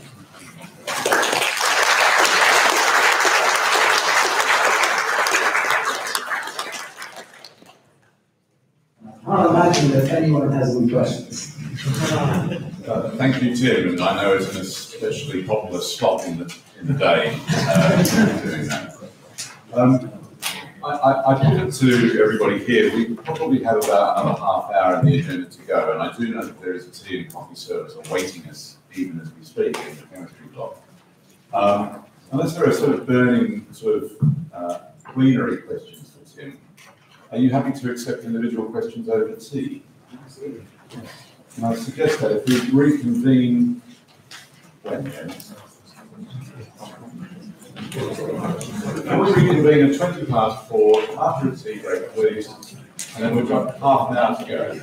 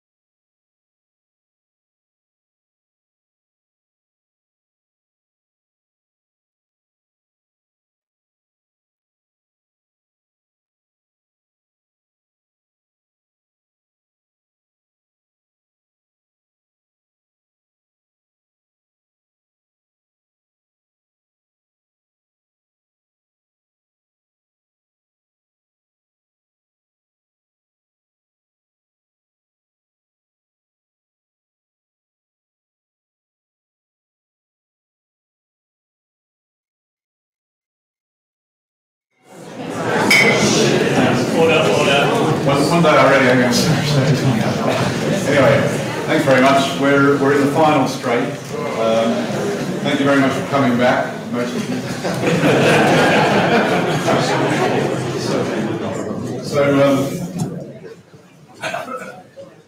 Item 20 on the agenda is to consider future meetings of this council. For 2019, I'll invite Andrew Wilby to speak, please, about draft plans for September 2019. Thank you, Andrew. Mr. President, Wilby's apologies. The President would like us to go to his home town, home territory next year.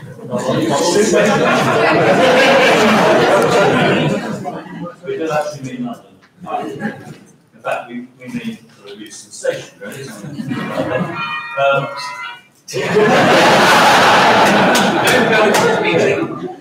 Now, the plans at the moment centre around using the conference facilities at London University. And there's a big place, there's lots of it, and we're busy working on the detail. So there's something else we want to say, the organising committee want to tell you first. We're all aware of the problems and the difficulties we've had. We've had new software, which is bespoke and designed to suit our own particular needs. And believe me, nearly every member seems to have a bespoke need for some software. So the thing has had to be developed as we went on. And we're very well aware we've had some great feedback, and it's all been taken notice of. And hopefully, the operation next year, we're on a big learning curve with this, and the operation next year will be much smoother. One of the complications is, unlike usual meetings in the past, this has included the accommodation, and that has been quite a headache to deal with. So you have our assurances that the lessons will be learned. But apart from that, it's probably about as far as we can go at the moment, because the plans with London University, they won't talk you far out, you have to wait till you get a bit closer, you can make a provisional booking, and then you get down to the detail. So that's what will be happening in the next few weeks. The exact dates, Andrew. Oh, it's the first weekend in September. It's the 6th, 7th, 8th. We've had to make it quite clear that the first weekend is not just a weekend with the first in it. This is the first complete weekend. And we assemble Friday night if you wish, and the business meeting will take place mainly on Saturday afternoon. I presume there'll be a dinner again on Saturday evening, and whatever is left over for the meeting or whatever will take place sometime on Saturday, for the timetable to be accommodated around the other things we want to fit in for your pleasure over the weekend. Thank you, Andrew. And you know this already, there are feedback forms available, and if they could be collated back. Sorry, You told exactly what I was about to say. Very, very much association. If there was a feedback form, if you could put on the help desk, if you would like any comments to send us an email, use the email address that you've got your bookings from, bookings@cccbr.org.uk, and we'll pass them on to whoever. Thank you. Thank you, Bernie. We don't yet have invitations for 2020 or 2021, and those would be most welcome, especially from societies that haven't hosted a meeting for over 30 years. But, talk to us first about any invitation you might want to make. We have Neil Dodge would like to speak to us about software.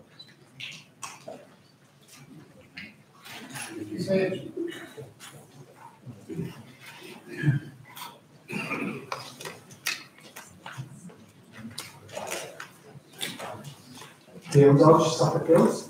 The Guild would like to invite the council to hold its 2022 meeting in Suffolk to mark the start of our Guild's centenary year. Thank you, Neil. That's very welcome. Thank you. And we have an invitation, I think, from the Irish Association for 2023. Tom, is that a significant anniversary? 125th, I think. 125, I think. 125 years, so 2023. Thank you. I turn to the Secretary to update us on the report on attendance for today.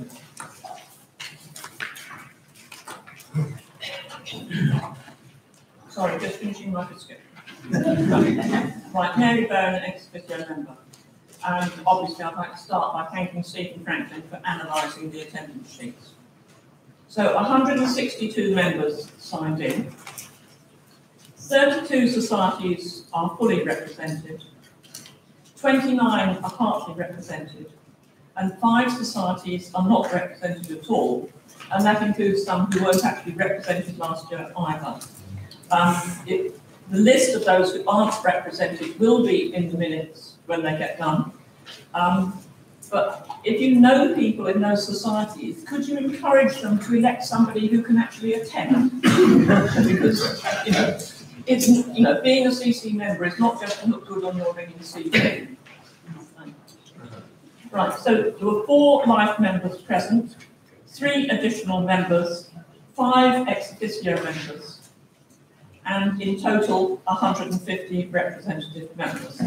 And the total attendance is 162, and I regret to say that that is even lower than Edinburgh last year.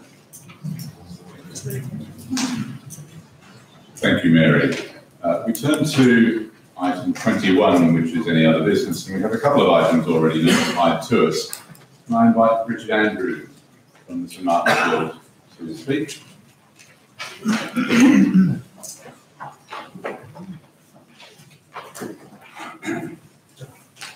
Thank you. Well, this is just one item about the St Martin's Guild. So I'll try and be as quick about this as I can. Like the council, the St Martin's Guild has been undergoing significant changes of its own over the past year.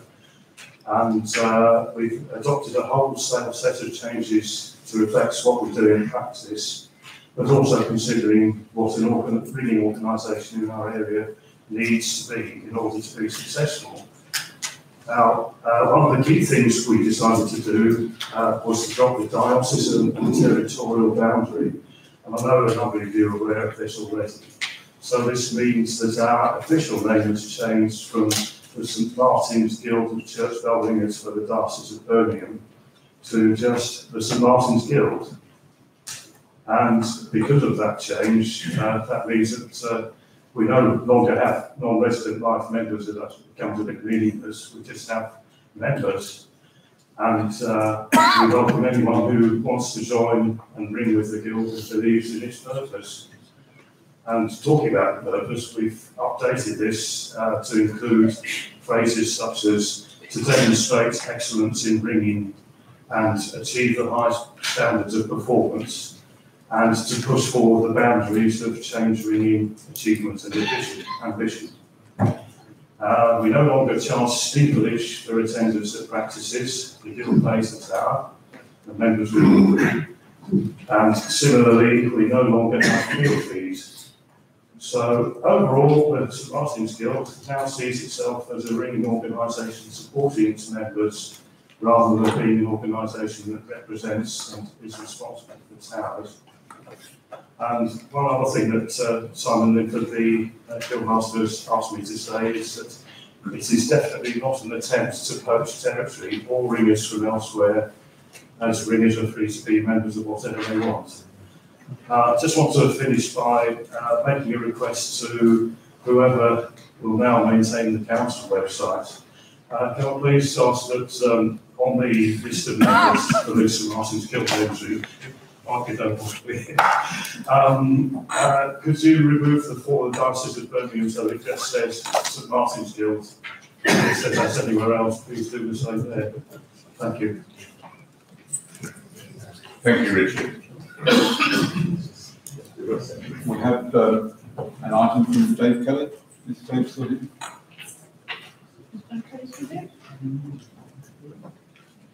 I do actually know that it was. Sorry, Mary Bowen, if I can speak on behalf of Dave. He came to me and said that he wished to make a statement saying that at the close of this meeting he would become a fellow, and he wished it to be known that he was going to relinquish his right to vote in future.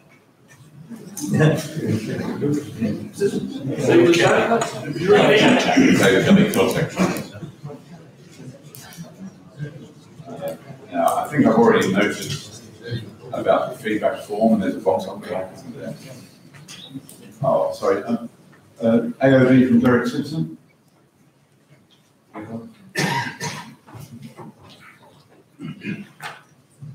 Thank you, Mr. President. Citizen Society Royal Cumberland News.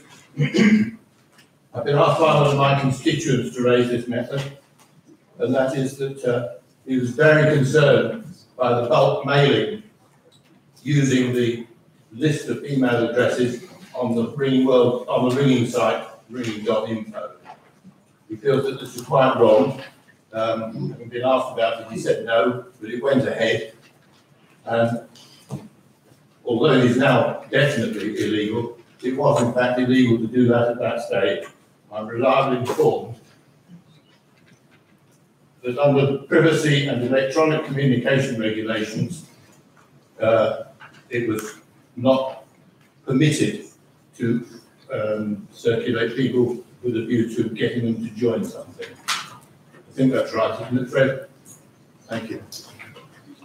Thank you, Derek. And I know this has had a fair bit of airplay in the ringing world and a fair bit of correspondence between the individuals concerned. My understanding of the PECO regulations, PECR, is for direct marketing. The purpose of the email was certainly not to sell anything. There was no request for money at all. So it wasn't marketing. However, anyway, I have expressed my personal apology to Peter Blythe, and I'm happy to express that apology again here. We found ourselves in a bit of a catch-22, because how do you approach people to ask permission to approach people? A bit tricky, and that's entirely what it was about. It was merely to approach people. It wasn't to spam them. It wasn't to have a malicious payload. It was a one-off. The database itself has been destroyed. That being said, so the original database has been destroyed. We have had probably upwards of 500 or so sign-ups since, which we're gratified for. But I do apologise for the method that was used. Anybody else want to speak? Philip?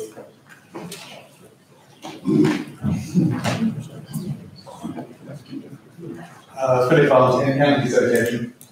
I'd like to echo everything that Christopher has said. I have to say that until we did so, we did not realise that the email we were sending was affected by PECR. I was most grateful to Tina Stecklin for pointing that out. Although it was not a marketing email, and our intention was to allow people the possibility of opting in to a new form of receiving communications. It was outside the regulations, and we apologise for that unreservedly, and that will not occur again. I don't think that unless anyone else wants any specific technical details, I don't think we need to go into them, but we were wrong by not being aware of PECR. Quite likely because everyone was far too fully aware of GDPR, which is now extant, but on the day when all of this was done, was not. Anything more on that? I see Daniel. Mr. Chairman, it's very good to hear the apologies for this. It may well be that it was within the limits, but the list involved you were specifically asked, you Paul, I think, was specifically asked not to use. And one of the big things and lovely things about Belliners is that they are almost always absolutely above reproach. So I think we can carry and put this one to rest. But we have been assured by Philip and by you that it's not going to happen again. And can we say goodbye to it now? Caesar's wife will be above reproach. I'm not sure which of you is Caesar's wife. Thank you, Chair. Okay, are there any items of other business, please? Okay, Mary has a little list.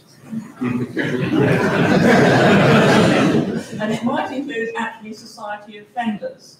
Those who were here yesterday will know that I actually only received some subscriptions on the Saturday. That's the day before the meeting started. So, can I particularly mention that payment of subscriptions in future will be needed to be completed by 6 weeks before the meeting? And can I suggest that, okay, it's Friday the 6th of September and the meeting starts on Saturday the 7th, but it would be a good idea if you got those in well beforehand.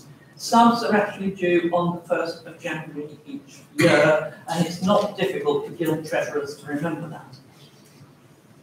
Right. Okay, I'll just go back to the top of my list now, having got that a little bit out of the way. So if you can return badge holders, that's useful. Ecclesiastical kindly co-sponsored these, but we're always happy to reuse things. So note the nomination deadline for next year, which will apply to both nominations and motions. There will be nominations according to the transition motion for 2 members of the executive. And again, that's 6 weeks beforehand. Can I put in a plea? Do not wait until the last minute. It's actually very tight. We have, the deadline is 6 weeks beforehand. 4 weeks beforehand, you have to receive the full notice. There are some members who don't have email, and they are equally entitled to receive notice at the correct point. That doesn't give us very long to get something printed and sent out. And I'd like to sleep, during that time. So I'd like to draw your attention, following on from that, to changes in procedure with the adoption of the new rules and standing orders. Now, Clyde mentioned the responsibilities of society representatives in future, so I don't propose to go through those. You can read them all if you haven't already done so, but I hope you did already do so. And you will need to live up to those responsibilities. The triennial nature of the council is abolished. The triennial return of membership numbers is abolished. It becomes annual. Now, I have to say that there are some societies in my 9 years as secretary from whom I have never, ever received a triennial return on their membership numbers. Under the new governing documents, if I don't receive that by 6 weeks before the meeting, those representatives will not be entitled to speak or vote. So, with luck, it should give us a slightly more accurate take on the number of ringers in our societies, but it has direct implications for you, the members. Now, but 6 weeks before the meeting also, you need to notify me or whoever of the members for that period. Alternate membership for overseas societies is abolished. And in fact, as long as you abide by the Central Council rules, you can change in a society your council representatives when you want to. May I urge you not to be silly just because Joe Bloggs is going on holiday and don't appoint somebody as a rep for a month and then put Joe Bloggs back in place. You will look silly, not the council. Right. I'm nearly there, honestly. Right. I was informed at lunchtime that Michael Clements is no longer a rep for the Norwich Diocesan Association, so you could adjust all your figures +1 for the vacancies and -1 for the number of representative members. I've been in touch with some people about this already, but now we know committees no longer exist after the close of this meeting. Committee records need to be maintained. We've had a centenary history of the council. You hope that somebody in future might like to update it and show what the work has been. Records should be organised. Nobody wants a box full of random bits of paper dumped on them. Right. Ideally, records, this is the records of committee meetings. It's not the reports that have gone in the supplement and things like that, but it's the internal records of committees, who was a member, what the committee meetings actually did. They need to be organised, not random, and preferably in PDF format, as that's far more reliable at the moment than any other format for digital updatability into the future, and they need to be passed to Alan Glover. Alan does not want random boxes of paper. And my final bit, which applies to those elected to the new executive, is that you will be getting from me a Charities Act declaration, which you must complete. You have to confirm with a proper handwritten signature that you're a fit and proper person to be a charity trustee. Thank you. We have been told. Thank you, Mary. Well, you do yours first. David Smith and then Phil Barnes. David Smith, and given that our representatives do have quite a long journey to get here, I presume it is okay, we're very dependent on in business trips or holidays or something like that. I think it is in order if one of our reps can't attend, we may appoint someone else just for that meeting and then unappoint the reappointment one afterwards. We may look a bit silly, but we hope it's still be allowed to do that, please. It's allowed. Yeah, I think so. And obviously, this is something that can be fine-tuned in future and might well need to be, so that it doesn't look silly. But obviously, overseas societies do have particular issues. Phil Barnes. Philip Barnes, Kent County.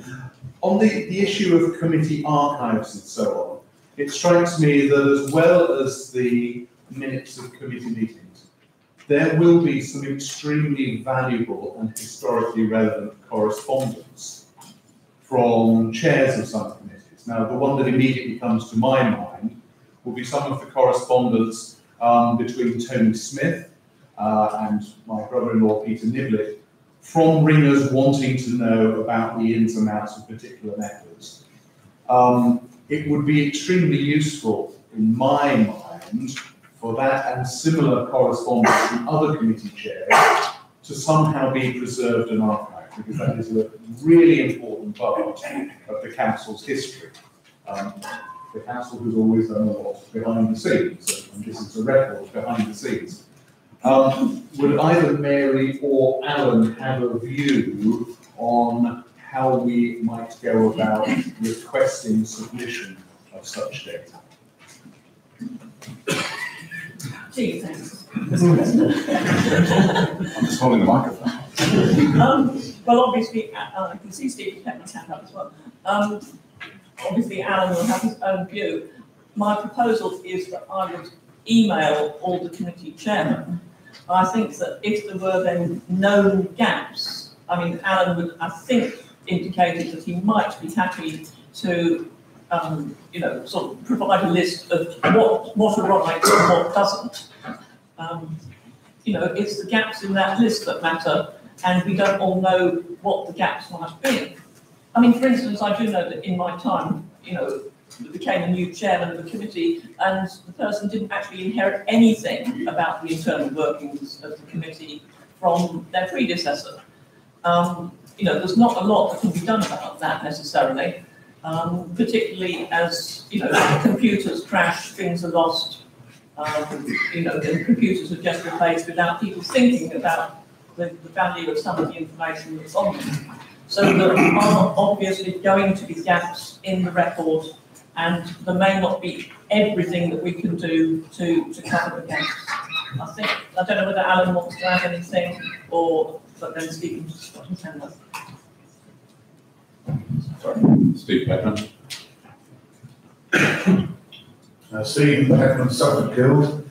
Talking about Mary's boxes, I was thinking of the correspondence I've had with Tony Smith over the years. Still a sizable one. So, or I couldn't next week anyway. So, I mean, I'm being quite keen on history. I'd like to see some of Tony's explanations about what I've done, why it's wrong, and that sort of thing. Would be very interesting to have some future generations. Thank you, Steve. Points well made and well noted. So Davis here, please.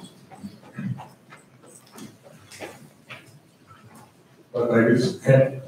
Just a quick comment, just thinking about a lot of this information that's potentially digital in nature, emails and such like.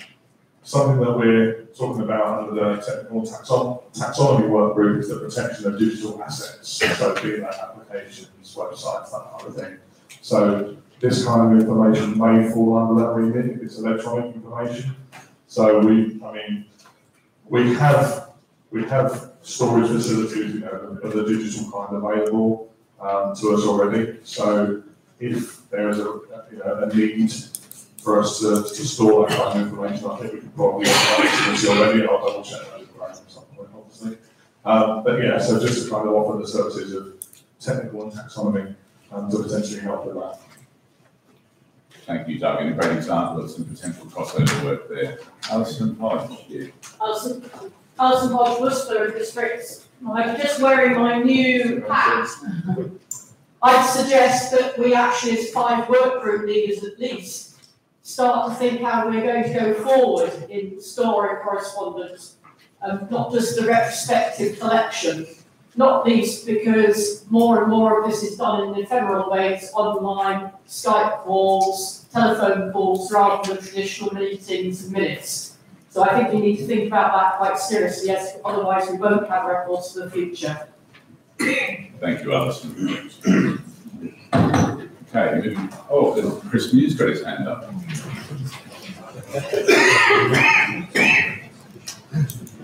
Chris Mew, Coventry, asks to go. Just a quick addition. With any major organisation or reorganisation, whether it's companies or voluntary bodies like ourselves, it's good to have proper migration of documents planned, and which means that an order transfer of data and documents in a way which recognises those things which are ephemeral and can be got rid of, those things which constitute formal records. There may be items which are formal records of agreements, and the final thing is those which are of historic importance, and I suggest that those are really the only ones which Alan Glover would be interested in. We don't really want to make Alan